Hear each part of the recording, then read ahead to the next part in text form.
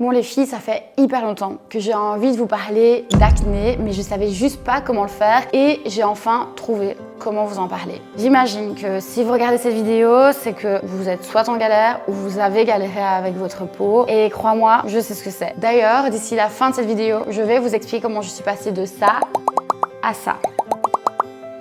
J'ai décidé de vous parler d'acné. Ça fait partie de plus ou moins presque toute ma vie et je pensais que j'étais seule, ou presque. Depuis que je suis esthéticienne, je me rends compte que ça concerne beaucoup de personnes. Je me rends compte que comme moi, la majorité des filles avec qui je parle, elles pensent qu'elles sont seules. Elles sont seules dans ce monde à avoir des boutons en fait. Dans cette vidéo, je vais vous parler de mon expérience personnelle qui est celle de beaucoup de femmes et je vais vous expliquer ce que j'ai appris à travers mon expérience en tant que femme, en tant qu'infirmière, en tant qu'esthéticienne et finalement je vais aussi vous expliquer comment moi j'ai réussi à calmer, contrôler mon acné. Vers 15 ans, j'ai commencé à avoir quand même beaucoup de boutons et avec ma maman, on a voulu trouver une solution assez rapidement et parmi les conseils qu'on a eu autour de nous, c'est aller consulter un médecin. Du coup, c'est ce qu'on a fait. Mais quel médecin on a consulté? Pas un dermato, non, un gynécologue. Pourquoi on a consulté un gynéco pour de l'acné? Ah ben oui, parce que c'est une question d'hormones. Mais ça, personne ne nous l'expliquait évidemment. Donc voilà, j'ai 15 ans et nous voilà chez le gynéco avec ma maman qui regarde ma peau depuis sa chaise de bureau et bim. Voilà, on va lui prescrire la pilule. Attends, on m'explique même pas comment je vis ça, c'est quoi mon cycle, pourquoi j'ai de l'acné, on fait pas de prise de sang et là, on me prescrit une pilule hyper forte en plus. Donc à partir de ce soir-là, me voilà en train de prendre un comprimé contraceptif tous les soirs, sans même que j'ai mes règles, je le répète, j'y allais pour mon acné. Et donc voilà, on nous dit que ça va régler le problème, qu'on va plus avoir de boutons, donc on pense que c'est la solution miracle. Du coup, on se retrouve à 15 ans à prendre un comprimé contraceptif tous les soirs et à 27 ans, j'ai fait le calcul, ça veut dire que j'ai pris 4032 comprimés. Je suis choquée. En quelques semaines, tous nos boutons ont disparu et à cet âge-là, on a juste l'impression d'avoir tout gagné. Sauf qu'en réalité, on avait pris le problème complètement à l'envers. Ce qu'on ne nous dit pas, c'est que la pilule ne règle pas vraiment l'acné, elle la met en pause. Et la pilule chamboule même tout notre cycle avant même qu'on ait eu le temps de comprendre comment notre corps pourrait fonctionner naturellement. Les premières années, on se pose pas trop de questions. Et puis, plus on avance, plus on entend des choses sur la pilule. Que ça influence notre humeur, notre libido, nos émotions. Donc, on s'y intéresse et là, moi, j'ai eu envie de l'arrêter. Pour la première fois, je stoppe ma pilule et bim, des boutons. Mais là, c'était encore pire qu'avant de prendre la pilule. Donc franchement, je me sentais vraiment trop mal. Je fais quoi? Je reprends la pilule. Puis finalement, le temps passe et à nouveau, je veux stopper la pilule. De nouveau, des boutons. Du coup, je reprends la pilule. Et là, je me rends compte que je suis dans un putain de cercle vicieux. Donc, je peux pas me passer de la pilule, sinon j'ai plein de boutons et je sais pas quoi faire avec mes boutons. C'est ça le vrai problème. On nous a jamais expliqué ce que la pilule fait réellement à notre corps, comment nos cycles fonctionnaient, pourquoi cet acné revient toujours. Et ok, j'ai de l'acné, mais je fais quoi avec mon acné sans que je doive reprendre la pilule? Et petit à petit, on commence à comprendre que si on veut traiter notre acné, il va falloir chercher les vraies causes, tester, comprendre, réapprendre et surtout que ça va pas être instantané. Donc j'imagine que si vous êtes toujours là avec moi, c'est que vous devez passer par là et je vais vous expliquer tout ce que j'ai appris. On nous fait croire que l'acné, c'est juste une question de peau grasse, de pores bouchés. Donc en fait, c'est quelque chose de surface. Donc tout ce qui est alimentation, stress, fatigue, la façon dont on vit en fait, tout ça a une influence sur nos hormones et nos hormones influencent notre peau. Autre chose que j'ai appris avec le temps, c'est qu'en fait l'acné c'est pas sale. Et donc contrairement à ce qu'on nous fait croire et ce qu'on nous dit, c'est pas plus tu vas nettoyer ta peau, plus ça va s'arranger et moins tu auras d'acné. Loin de ça en fait. Donc oui, il faut nettoyer sa peau, mais il faut la nettoyer avec un produit ultra doux et pas tous ces gels ultra purifiants qu'on nous vend. Au niveau de notre peau, on a une barrière protectrice, c'est une barrière naturelle qui aide notre peau à se défendre des agressions extérieures, mais aussi qui empêche que l'eau s'évapore. Donc, en somme, que notre peau soit en bonne santé. Si cette barrière est cassée, et entre autres, c'est quand on la nettoie trop avec des nettoyants agressifs qu'elle se casse, alors elle va se sentir agressée parce qu'elle pourra pas se défendre des agressions extérieures, donc produire davantage de sébum et elle va moins bien réagir face à l'inflammation et elle va s'inflammer encore plus. En gros, c'est un cercle vicieux pour que l'acné se développe, que les cicatrisations se retardent. Voilà. Pour résumer, ce que moi je conseille pour nettoyer sa peau, en fait, c'est un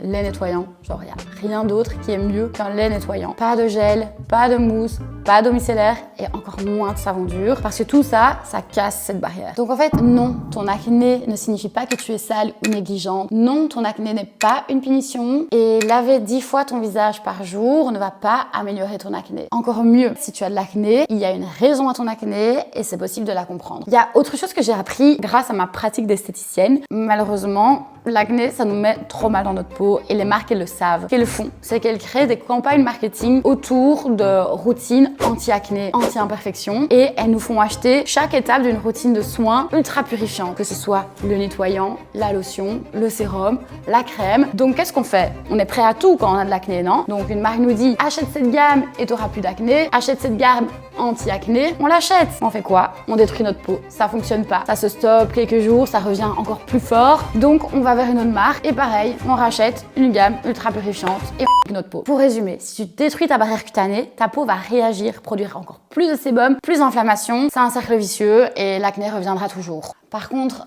ne me faites pas dire ce que j'ai pas dit. Oui, un produit purifiant peut être utile et très efficace, mais il doit être utilisé avec précaution. Par exemple, si vous voulez insérer un produit purifiant, commencez par tester un produit à la fois de toute votre routine de soins. Par exemple, on va dire le sérum. Ensuite, vous le gardez pendant un mois et vous voyez comment votre peau, elle réagit. Et ça, il faut le faire en ayant vraiment conscience de ce que vous avez choisi comme produit purifiant. Une bonne routine, ça ne se limite pas à un seul produit miracle. Une bonne routine, ça se teste, ça s'adapte et surtout, on doit la suivre sur le long terme. Et vraiment, encore une dernière chose vraiment hyper importante, un bon produit ne va pas se définir juste par ses ingrédients. Ça va dépendre de la concentration de ces ingrédients, de comment ces ingrédients sont formulés, de comment on utilise ce produit et avec quoi on l'utilise.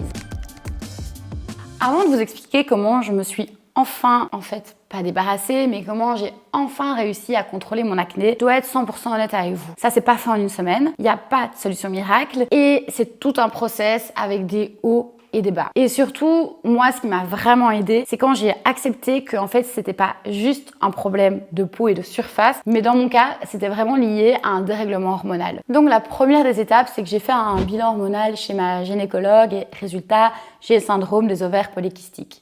Donc, mon acné est clairement en grande partie hormonal. J'ai décidé d'arrêter la pilule parce que j'avais jamais été réglée naturellement puisque j'ai pris la pilule à 15 ans avant même d'avoir été réglée. Donc, j'ai décidé d'arrêter la pilule parce que je voulais apprendre à connaître mon cycle. Je voulais qu'il se règle naturellement. Je voulais comprendre mon mood. Je voulais savoir comment, en fait, mes émotions fonctionnaient en fonction de mon cycle. Bref, j'ai eu une grosse crise d'acné inflammatoire et ça a été hyper difficile. J'étais vraiment à 2 doigts de reprendre la pilule. Franchement, je voulais pas. Je voulais vraiment voir comment ça pouvait évoluer naturellement et je voulais voir si je pouvais réussir à contrôler mon acné sans reprendre la pilule. La deuxième des étapes, ça a été de changer ma routine de soins et d'essayer de comprendre celle qui allait vraiment répondre à mes besoins. Ça a été hyper difficile. Je suis passée par les produits ultra naturels et je m'y suis complètement perdue, je m'y suis pas du tout retrouvée. Ça a fait que empirer l'état de ma peau. Donc j'ai décidé de limiter l'utilisation des produits naturels et en tout cas de les mélanger avec des cosmétiques dans un premier temps. Des cosmétiques, ce sont des produits qui sont plus hautement concentrés en actifs. Il va y avoir des stabilisateurs pour que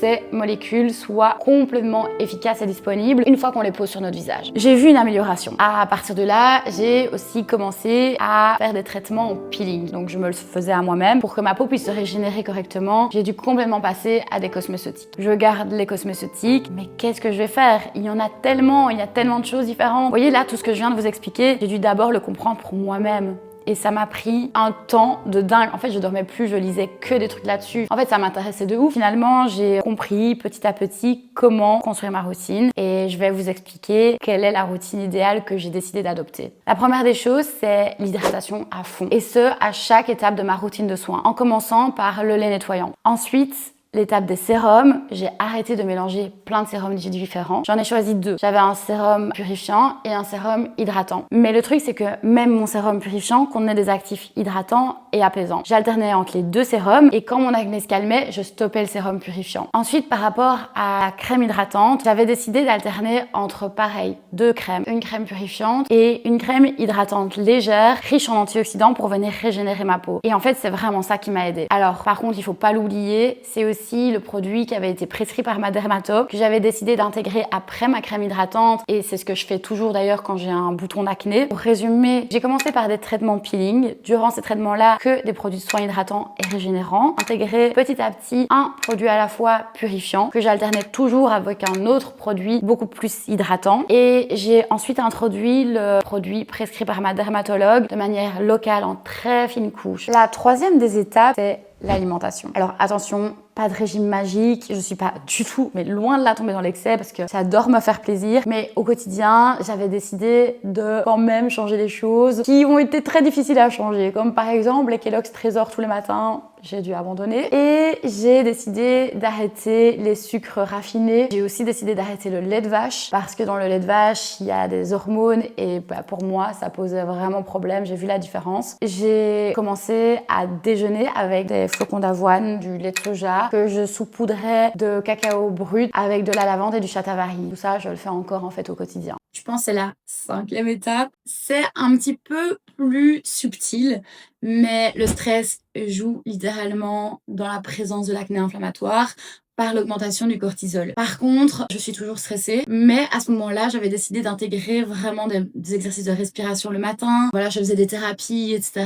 Je faisais en sorte de diminuer mon stress. Donc, je pense que ça a quand même joué dans la synergie de toutes les autres choses que j'ai mis en place. La dernière des étapes, c'est une étape qui va résumer le tout, de prendre conscience que c'est pas une chose qui va régler complètement l'acné. Moi, ce qui m'a aidé, c'est à la fois de faire mon bilan hormonal pour comprendre la cause de mon acné, c'est d'adapter ma routine de soins pour que ma peau puisse se régénérer davantage, c'est de diminuer le stress pour calmer l'inflammation, de gérer mon alimentation mais sans non plus tomber dans les extrêmes, et c'est surtout qu'il faut du temps, de la patience et qu'en fait, il n'y a pas de solution miracle. Et vous savez quoi? Encore aujourd'hui, ma peau, elle n'est pas parfaite. J'ai des cicatrices d'acné que je suis en train de traiter. Donc ça, c'est un autre sujet, mais qui est étroitement lié à tout ce que j'ai mis en place pour gérer mon acné. J'ai toujours de temps en temps des boutons, mais maintenant, j'ai réussi à contrôler quand j'ai de l'acné. Et en plus de ça, vu que je sais et que je comprends pourquoi j'ai de l'acné, c'est beaucoup plus facile à accepter en fait. Ce qui est hyper important de comprendre, c'est qu'il n'existe pas une solution, mais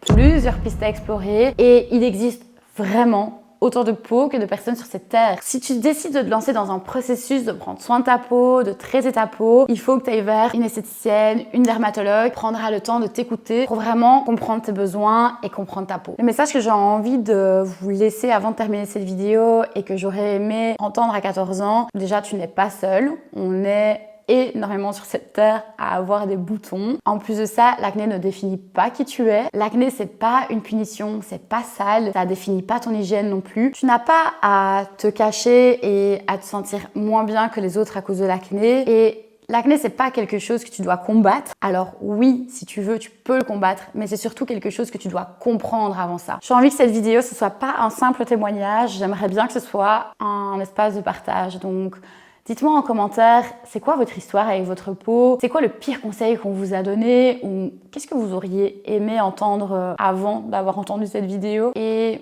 d'ailleurs, si cette vidéo vous a aidé ou si vous pensez qu'elle peut aider une autre personne, n'hésitez pas à la partager parce que franchement, je suis persuadée que plus on va en parler, moins on va se sentir seul et c'est hyper important.